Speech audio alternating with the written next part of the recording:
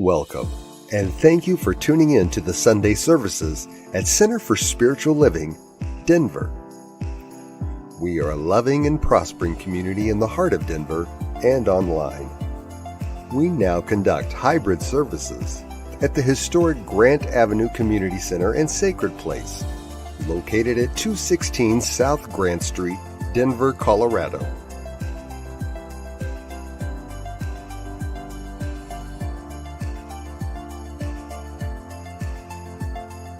All are welcomed here.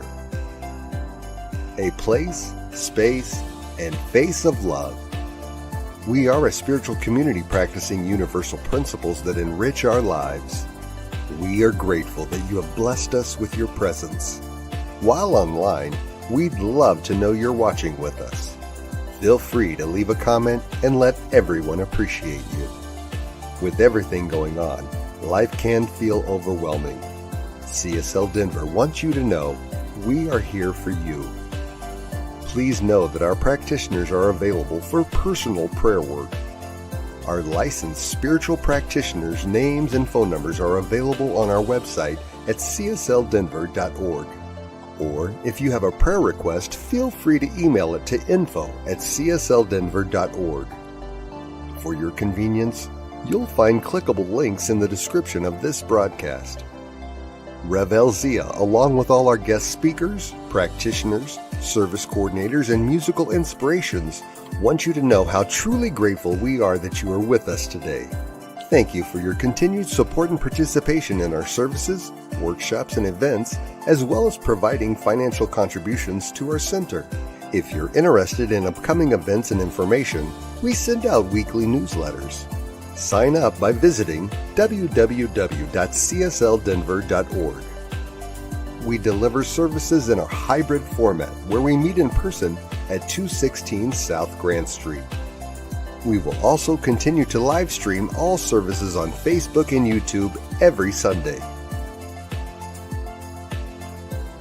Find us on our respective channels as well as on New Thought Media Network. Again, thank you for your precious attention. Now prepare for engaging enlightenment.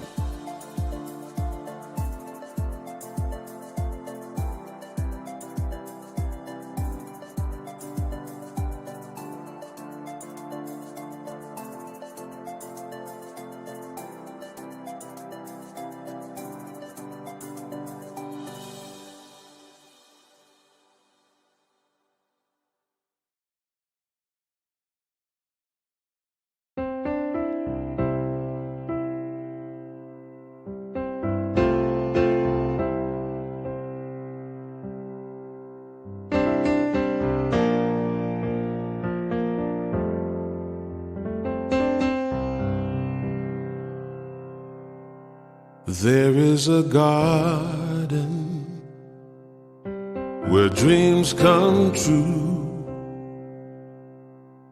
a beautiful garden where God's grace blooms. There is a garden where everything grows, a beautiful garden where love is sown.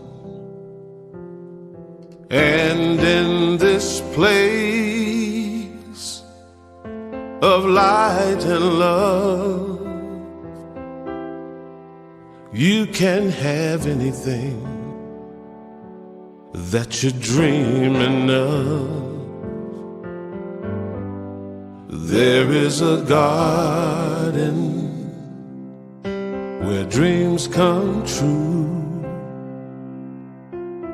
a beautiful garden. That garden is you.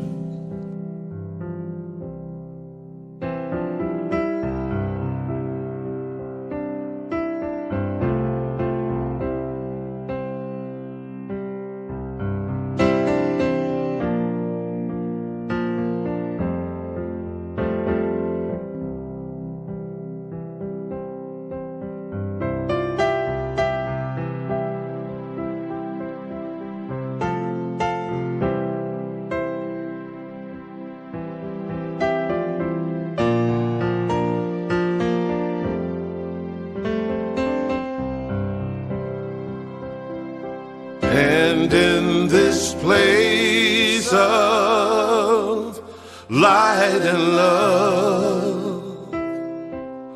You can't have anything that you're dreaming of. There is a garden where dreams come true, a beautiful garden. That garden is you.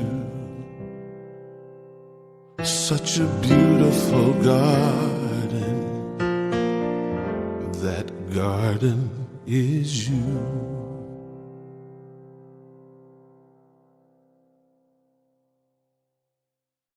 Morning. I'm Rumi and I'm a practitioner here at CSL Denver.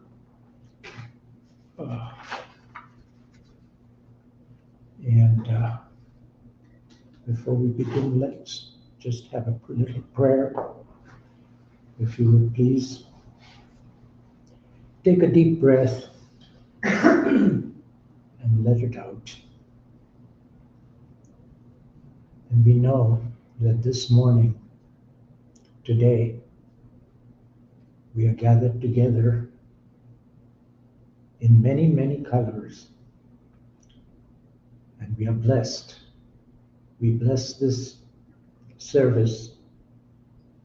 Reverend Mark's words, Reverend Marcia, everyone in the background who has helped us with our technical stuff. And we particularly bless all those people marching in a parade today. Those are the colors of the rainbow, not only here in Denver, but across the country and around the world. We bless them, for we know that they are standing up for their truth. And with great gratitude, we say, thank you. Thank you for this moment, for this day, for this life. And together we say, and so it is. The title of our talk today is E Pluribus Unum, out of the many, one.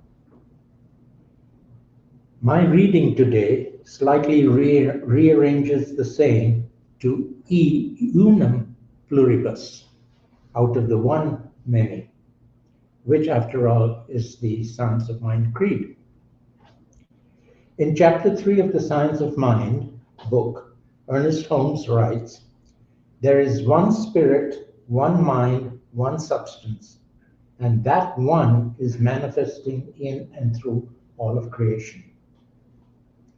So this week we are invited to celebrate both our unity and our diversity. Recognizing our divine connection often requires vulnerability and the courage to support one another as we share our truths.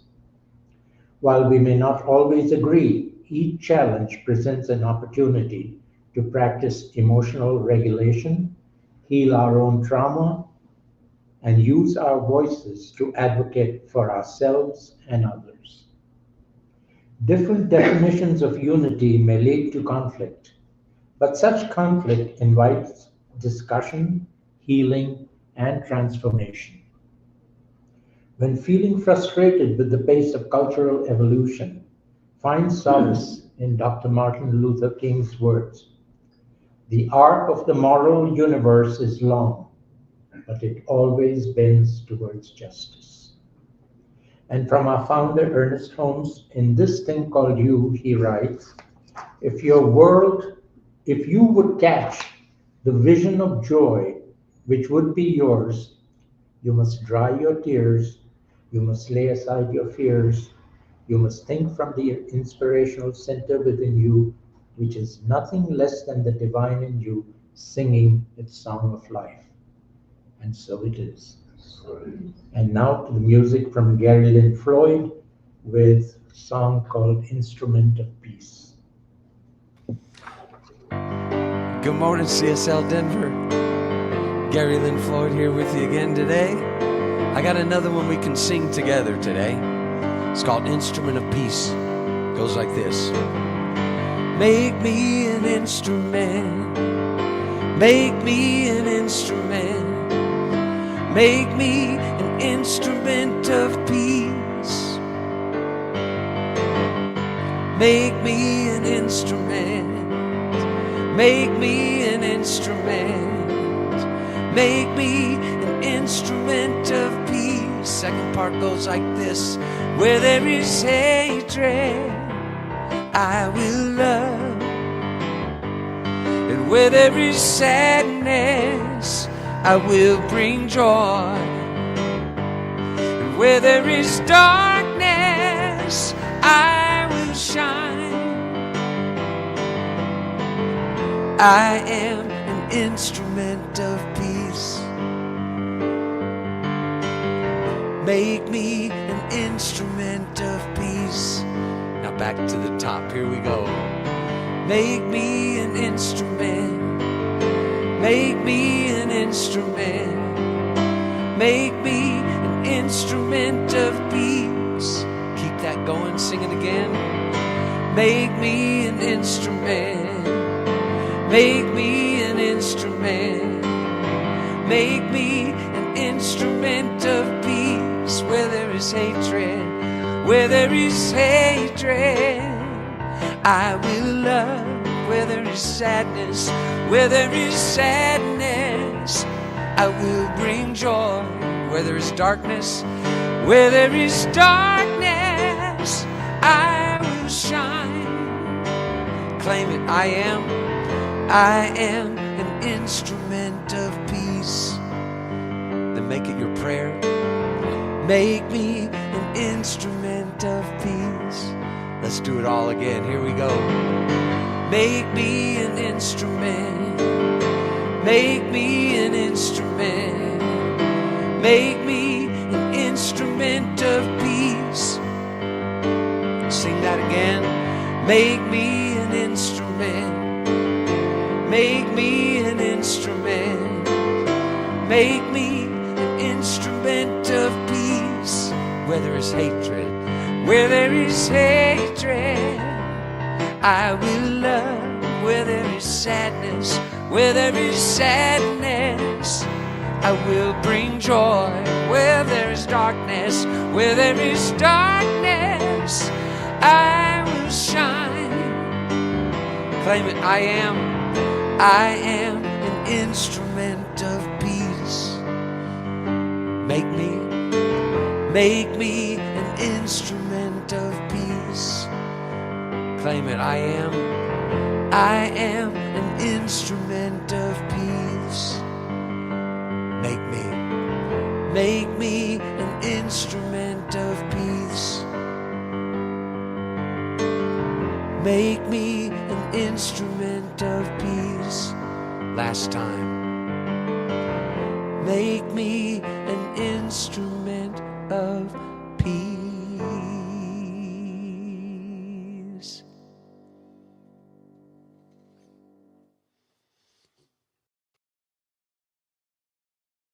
Nice, thank you, Gary. It was wonderful to hear those words and that message. And good morning, everybody. Good morning to CSL Denver.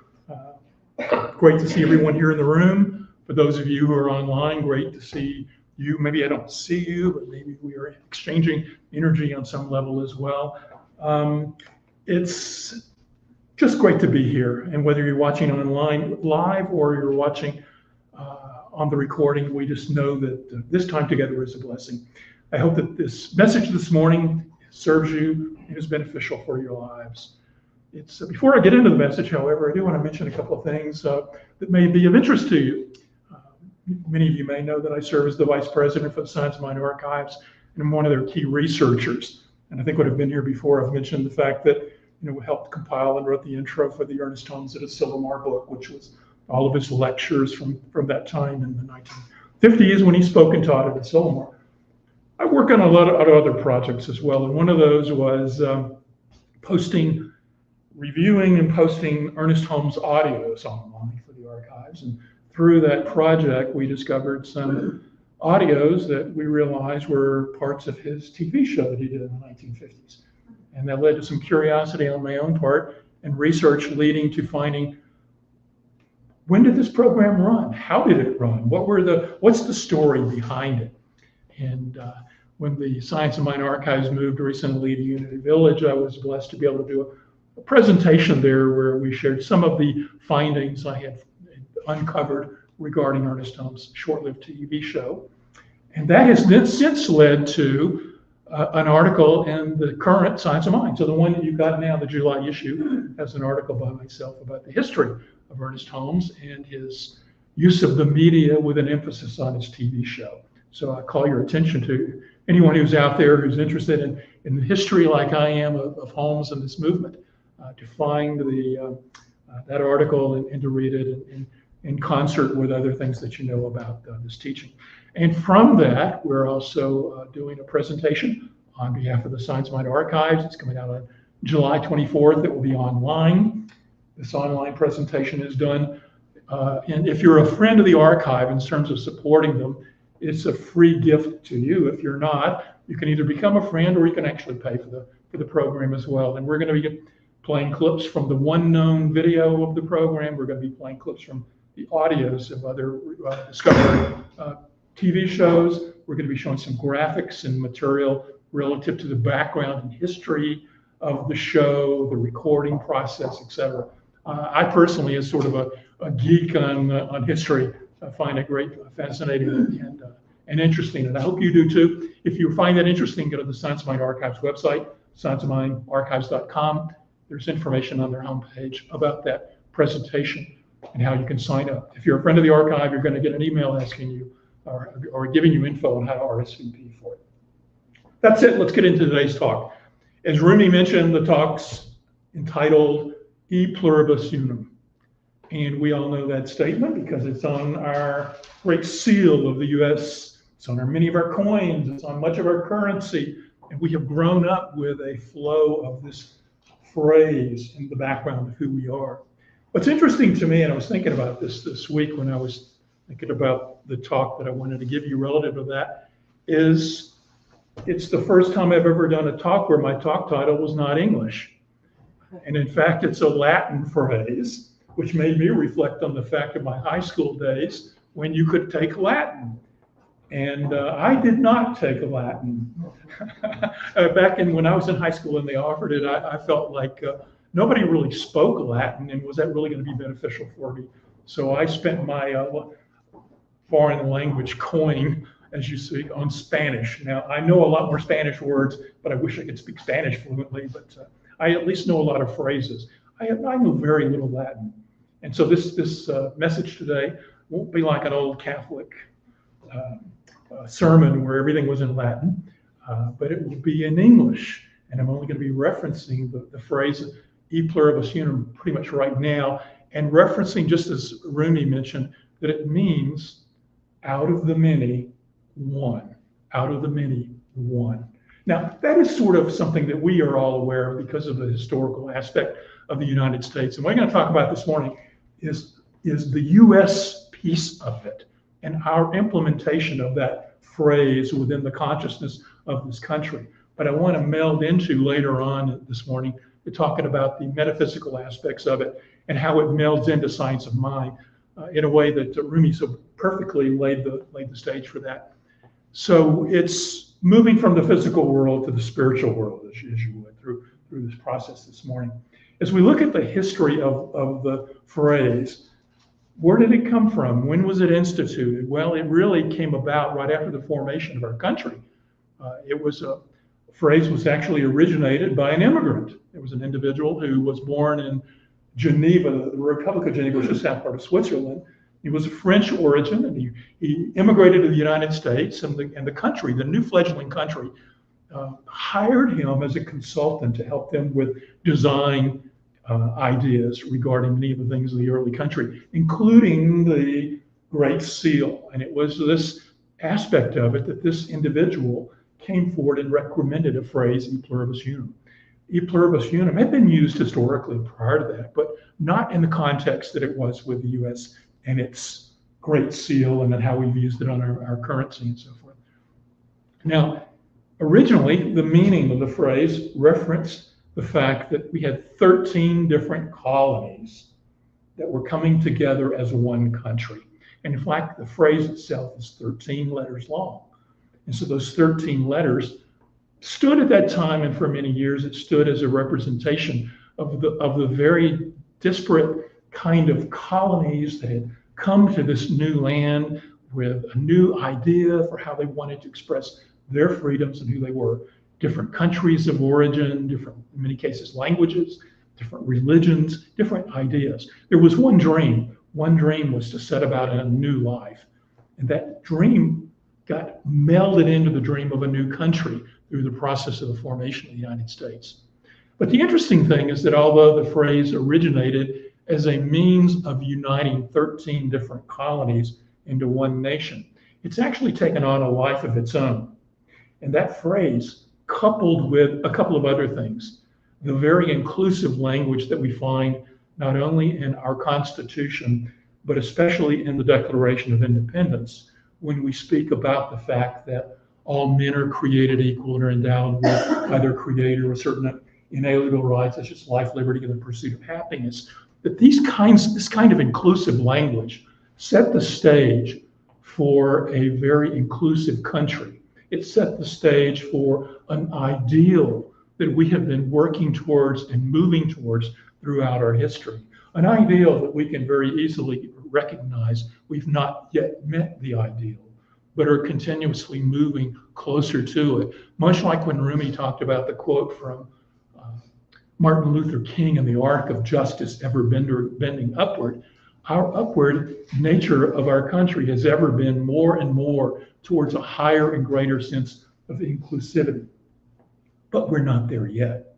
Now, if we look back over this historically, we can sort of break down the sentence, out of the many, one, is it offers us in our humanness to hold two divergent ideas at the same time. And that's hard for a lot of us, is to see things that seem to be opposites, but they're really united. Even when we teach in Science of Mind that it was out of the one that we have the multiplicity of life, it's hard for us sometimes to wrap our minds around, are we one or are we a multiplicity? Are we the many or are we the one?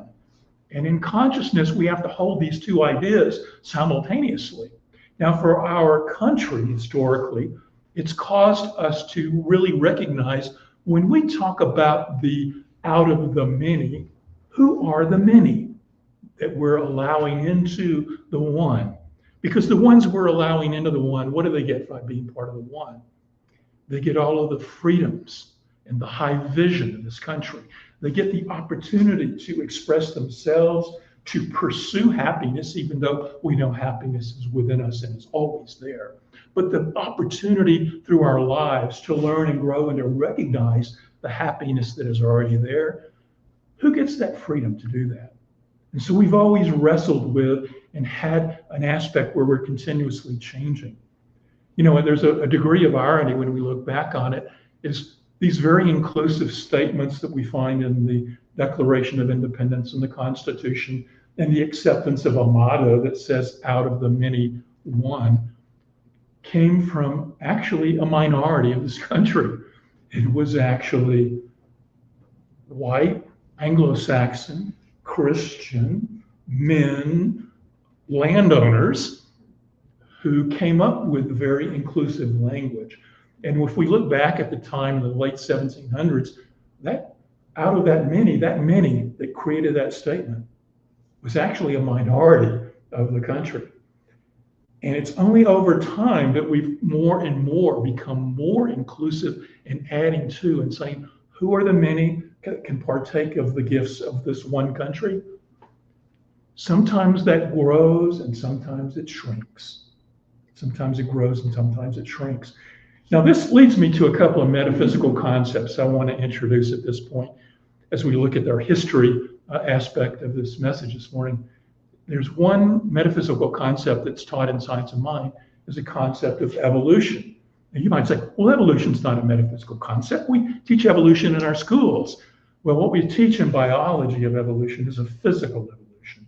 But what's taught in our spiritual centers and in Science of Mind and in many metaphysical classes and communities, is that evolution is a process whereby the one spirit, God, embedded itself into its form, and its form is evolving back to remembering the truth of its origin. So the process of it placing itself into form is called involution, and the process by which the form moves back into through greater and greater levels of awareness and knowing its oneness and its source and unity is the process of evolution. And so we in the midst of this country are ever moving forward or upward in the process of evolution and remembering our truth, remembering our unity, remembering that we are all part of this one whole. So as we look back over the history of the country, we can see sort of like a stock market chart where things go up and then they slide and then they go up and they slide. And we can see the slides, but there is time when we step back and look at the overall arc of the path of our history, that the continuing arc is ever upward in the more inclusivity of including more and more people in the many that we incorporate into this one country. Now, there's another process that's at play as well. And the other process, this metaphysical process that's taught in metaphysical circles and by many individuals, is the fact that everything is moving through a state of rhythm. Everything moves back and forth like a pendulum swing. And in fact, if you take an ever upward arc and you take a pendulum and you map them, what you get is a spiral of things going back and forth, but ever moving upward. And very often, Ernest Holmes wrote about the ever upward of life serving much like a spiral, recognizing that we had this waxing and waning. So how does this play out in this e pluribus unum country of ours? It means that at times, the pendulum swings. Sometimes the pendulum swings to higher and greater degrees of inclusivity so that the numbers of people that we include in the many grow. And there's times the pendulum swings and we contract. It appears that sometimes the people who are included in the many shrink. And we can look back over the history of our country and we can say, well, yes, definitely in the very beginning days with slavery and things of that nature, there was a very smaller group of people. But by the end of the Civil War and the end of slavery, there had been an arc or movement within the pendulum to include more. But then as we followed that by the days of Jim Crow rules in our country, there was a degree of shrinkage. But then we had the Civil Rights Act in the 60s, which seemed to expand our inclusivity. So we have this waxing and waning going in terms of the racial divide and the rights of people with different skin colors.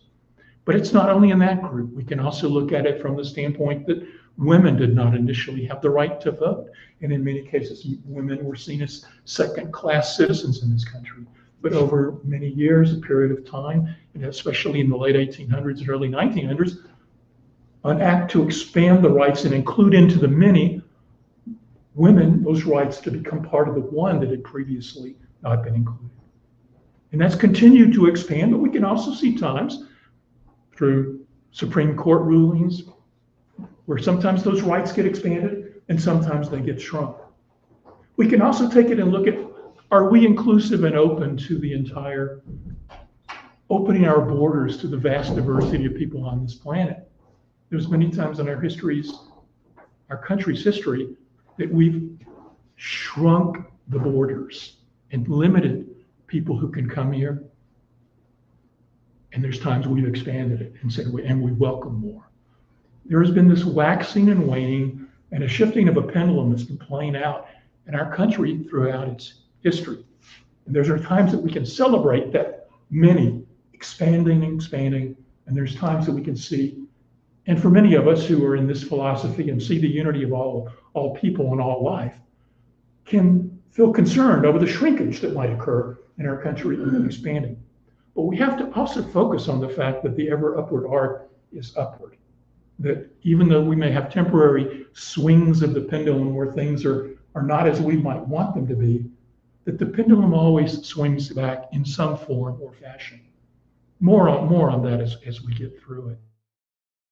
You know, it's kind of interesting. There's one other saying that is often associated with the United States and turns up on our coins. And that phrase is, "In God we trust." And in fact, it is the official motto, quote unquote, of the United States. Originally, E Pluribus Unum was the first motto that we used. It was never made the official motto, but it was ended up on a coinage.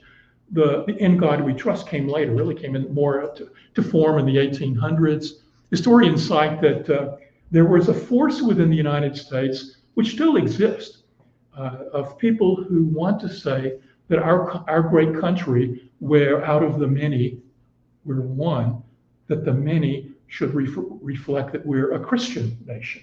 And there's always been a body of people who make that statement. Now, we have a lot of people who believe in the Christian faith, but there's always been a recognition that we're more than that, that we include other faiths. We include those who don't believe in God. We believe those who are in the secular or atheistic vision of life, that is what their truth is for them. And they can be included out of the many one. We can see no matter what your faith is in terms of religion and your beliefs about the meaning of life, you can be incorporated in that. But what happens when we go, and there was a lobbying of Lincoln, he resisted the claim to make us called a Christian nation, but he did allow coinage to have an expanded use of the phrase, "In God we trust." And then that was for many years. And then there was a major move in the 1950s. Again, that pendulum swinging. And in the 1950s, there was a large movement among Christian ministers to make that the official motto of the United States. It wasn't actually until the 1950s under the Eisenhower administration that "In God we trust" became the motto of the United States. But the two mottos sit there hand in hand. And, at first, I know personally, I was sort of, when I was growing up and looking at the coinage, and I said, well, what about people who don't believe in God? What do they look when they see a coin that says "In God we trust"? And that used to bother me, I'll be honest. But then as I came to Science of Mind and I sort of expanded my version of what God is, that sort of went away. And so I have it now when I look at "In God we trust." God to me ends up being sort of like you ever do an algebra equation where you have X standing for something and you solve for X? Sometimes you can read "In X we trust." In X we trust. And the question then becomes, God is just some letters there, like X, that's standing for "in whatever you trust in." In whatever you trust in. Many of our people, when they hear the word God, they want to say that God represents this vision of an old bearded man who lives in the clouds. It's exemplified by the Sistine Chapel ceiling and the outstretched hand. It's an external being. It's somebody separate from us. It's somebody that judges us and is there, and we pray to this external person to interact in our lives. And many people, that when we talk about many people who believe in God, that's the vision that they have. And we have many atheists who say, "I don't believe in God." That's the vision of God that they say they don't believe in. So when people come to Science of Mind and we talk about God, many people, "I don't know about this God stuff you're talking about." But we have to stop and explain that the God that we teach in Science of Mind is a more inclusive God, a God that is within us. It's a power, a presence, an intelligence, a force, an energy. It can go by many names. We often use spirit, the thing itself, the all, everything. We can call it X. We can call it Y or whatever you want in solving the equation. So in X we trust. What is it in which you trust? You trust in a divine presence and force that's behind the universe, that's given rise to all of our existence. If you believe in that as God, then "In God we trust" makes sense. If you believe that everything is material and we believe in the rules of science and logic and everything is just simply physical matter, if you're an agnostic or atheist and secular person who believes in that, then that can be your X. And when you see the word God, let your belief in life and what you trust in stand for that. But the irony for me in this is that the very nature of this other phrase coming up is also representative of that pendulum shifting about, are we a Christian nation or are we not? And when we move towards the arc of trying to define ourselves as being quote unquote Christian, Nothing wrong with it, with true teachings of Christ, and we'll be very clear with that. And that the Christ consciousness that we teach here is within each and every one of us. And so I personally can say we're a Christian nation, but in the common vernacular of people's understandings, sometimes they want to shrink the many to fit into what their idea of Christianity is. So again, it gets back to what's God and what's Christianity and how do we define it. And if you're serving to limit the people you're allowing into the tent of the many to play in the goodness and the gifts of the all of this country, then I would say that you're on the wrong side of that arc of moral justice.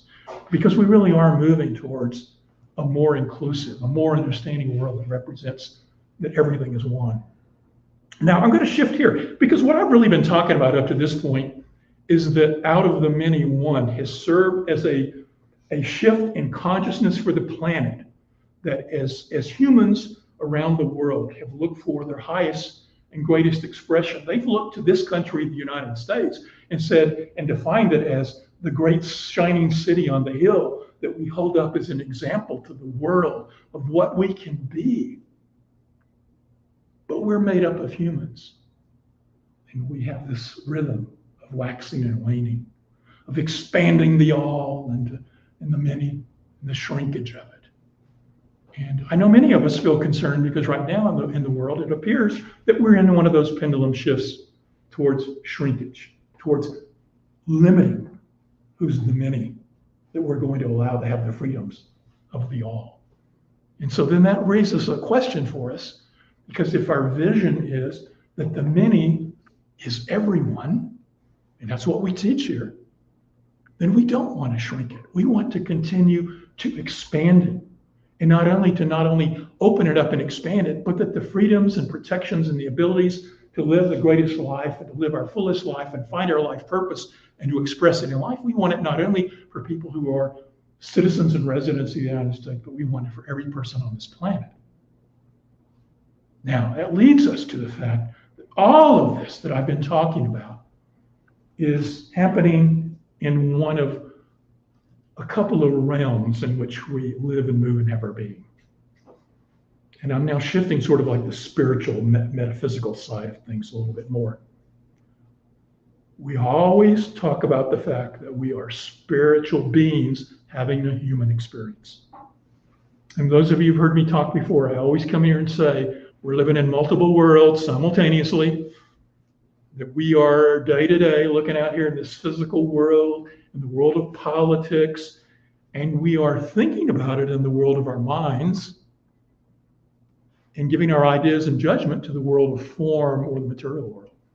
So right now, physical material world, we sort of stay playing out, and then in our minds, we're looking at that and having ideas about it and judgments about it and so forth.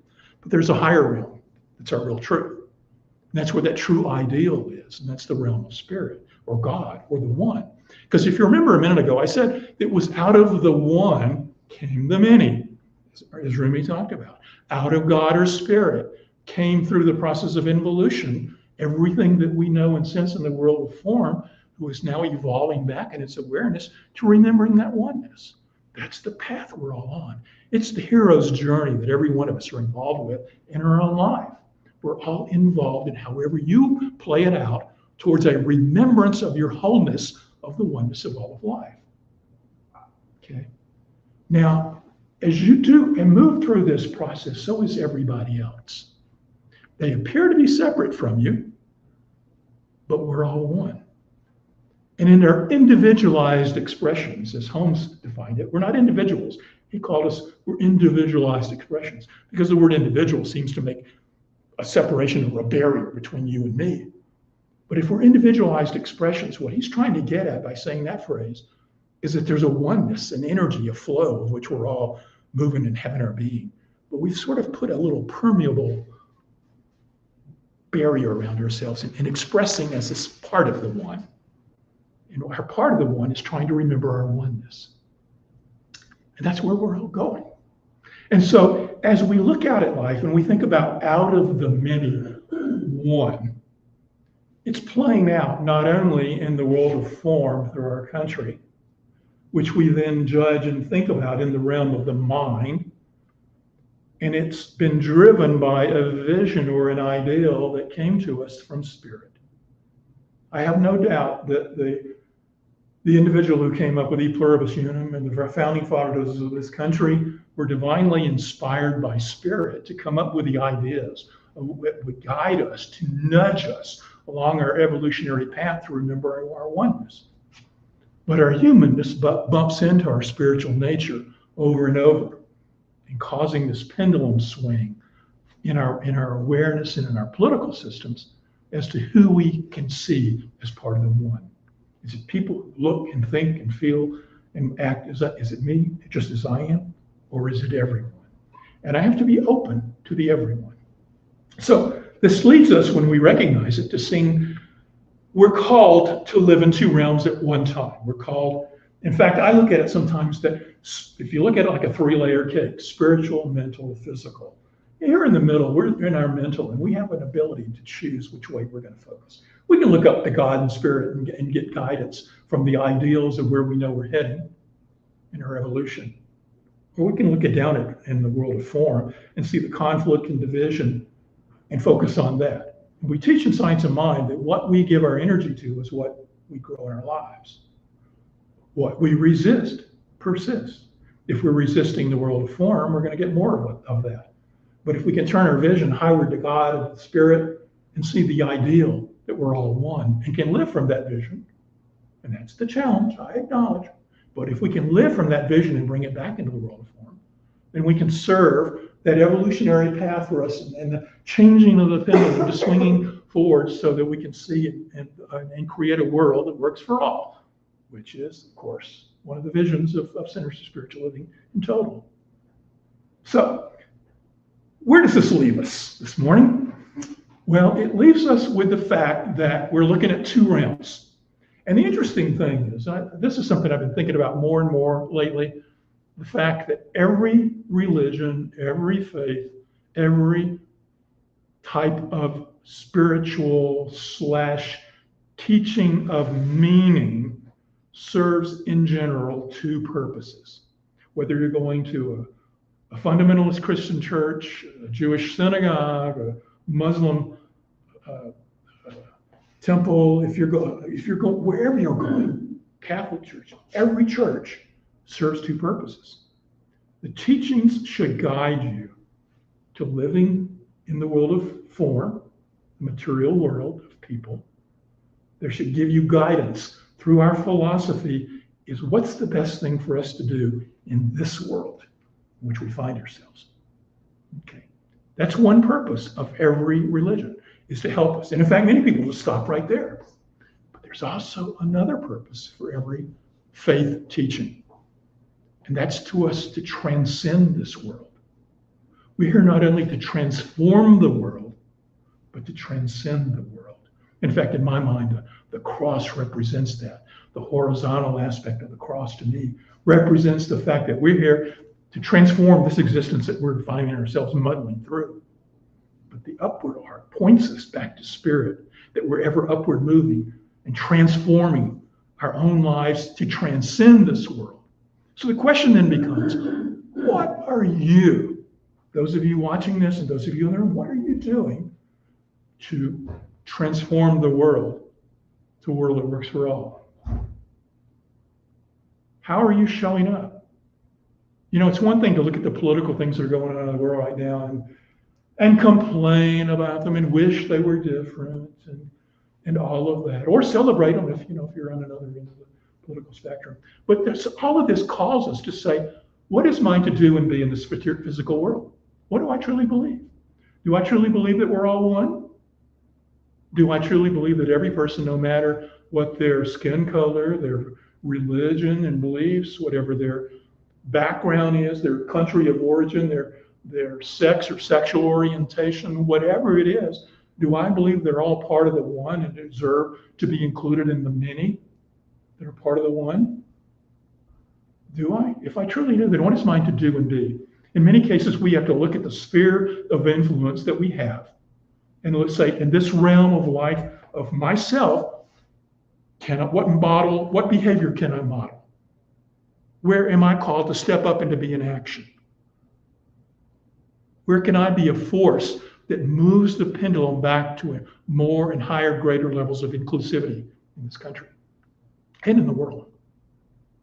But we're more, remember? We're also called to transcend the world. And that leaves you with another question. What is yours to do or be? And are you taking steps in your own consciousness to recognize and sense that you are more than this? That everyone that you meet is more than this. Everyone that you interact with in our conversations in the world. It's God talking to God. It's spirit talking to spirit. And it's easy to forget that. So how can you navigate in a world that also allows you to sense the transcendence? To turn your eyes upward to God and spirit, and to let the ideals of spirit guide and drive your lives. Are you meditating? Are you having spiritual practices that remind you? If your daily affairs is getting up and turning on the news and staying in divisiveness and material stuff every day, and you're not taking time to practice transcending this, then you're going to stay stuck in this. You have to be doing something in your life. Yes, take the actions in the world of form, but also take those actions in your own life that call you to recognize that you and I are one, you and I and everyone are one, and you and I are more than the experience that we're moving through. And ask yourself, what is yours to do as you evolve backwards? Upwards, I should say, as you move upwards towards remembering your truth, that we're all one, and that you are God, expressing. We exist for the bliss of the divine. Are you living a life of bliss for the divine? Are you remembering your truth? This day, as we go forward from here, I call all of us to act in the world, to create oneness, to see the many as one, but to also see the one in your own life, in the transcendence, that you are more than this world. Let's pray. As we move into the consciousness of the divine, as we take our words and shift into this sense of the higher aspect of life, as we turn upward in our mental realm, upward to the realm of spirit and accessing God, taste and touch into the divine flow, knowing that our lives are a gift, that this entire world and experience that we're moving through, all of the gifts that it gives us and all the things that we tend to complain about, that all of it is an opportunity for us to live in bliss and to create experiences for God of bliss and oneness. Are we moving that way? I know for each and every one of us this day that we show up in the world of form in a way that brings more love to the planet, more oneness to the planet, that sees and recognizes the unique value and gifts of every individualized expression of that one. But we also take time to recognize the oneness in us, and to recognize that everything out there that we see in this world, we're not only the witness witnessing it, but everything out there is inside of us. That there is a mystical truth that the mystics have laid out for us for so many years, and we are anchoring that in our awareness now. That each and every one of us who hear these words are called to living a life of oneness. Thank you, Spirit, for this time, for this ability, and for this wonderful, blissful experience. And so it is.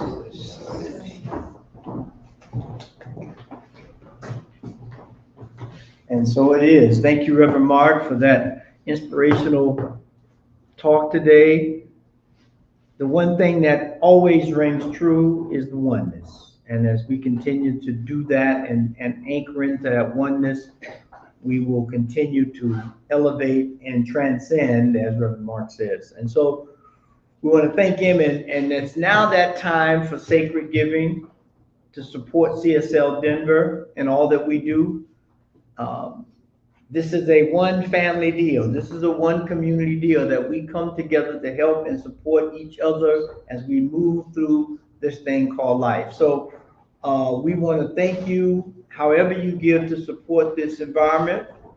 If you look across the bottom of the screen, you'll see the many different ways in which we are allowing you to give, whether it's through the P.O. box or whether it's here in the center, or whether you go to the online button on the website and push donate, or either text to give on the phone. But however you give, we appreciate it and we want you to continue to give. And so if you follow us in our customary ritual of anchoring that giving, place your hand on your heart and repeat our affirmation. This perfect gift is spirit informed, circulating and blessing all that it touches. Freely I give and joyously I receive, and so it is, amen. And so it is, amen. And so now we're going to have practitioner Tim Hancock come up and give us some announcements, and then we're going to close out the day. Thank you, Reverend. Yes, sir. Thank you, Reverend Mark. Good talk. Really liked it. Okay, now we have just received the new issues of the July and August Science of Mind magazine that Mark had referenced, and they are right over here. So go ahead and pick up your copy. They're $7. They're on the fellowship table. We also have 3 older copies of Science of Mind that you can go ahead and pick up. As usual, the articles and everything in it is still timely, regardless of whether they're current or older ones. Today we have a meditation. No, we don't. We have meditation and coffee on Sunday at 11 o'clock right after service, and it'll be here at 216 South Grant. And so join us for this mindful meditation where we'll focus on quieting the mind and being fully present in the now without judgment. And then we follow it up with discussion and sharing. Over at the back of the room, we have our curiosity corner where many of us have brought in quite a few items that we'd like to find a new home for, plus some new items as well. So we have gently used and new books, oracles and tarot cards, CDs, DVDs for sale with assorted spiritual and other treasures. There's a couple angels back there and a few other things. So it's cash check, and then just go ahead and take it home.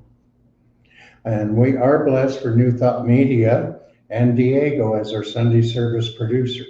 And we invite you to go to www.ntmedia.org. Check out what they have. They have over 40 hours of weekly broadcast programs, and there are printed schedules on the fellowship table that will show you the variety of programs they have and when they're on. And as usual, we are truly blessed by everyone who's chosen to support CSL Denver by showing up on Sunday or watching our services online. We know that as we move through the rest of the week and the year, the divine beloved is guiding and loving each and every one of us. So thank you for joining us. Now let's close out with Karen Drucker singing I Am So Grateful, and then please join us for fellowship afterwards. Thank you. Hey, I'm so grateful.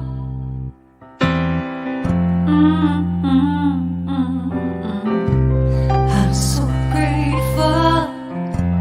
I'm so grateful.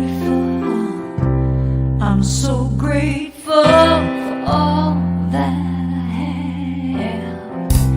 I'm so grateful. I'm so grateful. I'm so grateful for all that I have. Hey, oh yeah, grateful. I just say I am so grateful every day for all I have.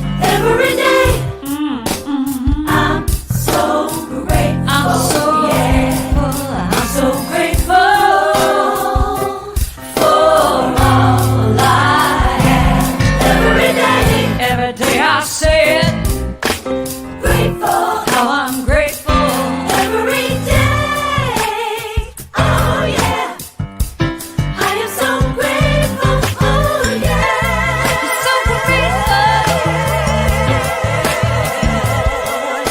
'Cause I accept and I receive. I am so grateful. Oh yes, I am. I am. I am so grateful. Hey, grateful. I'll just count my blessings.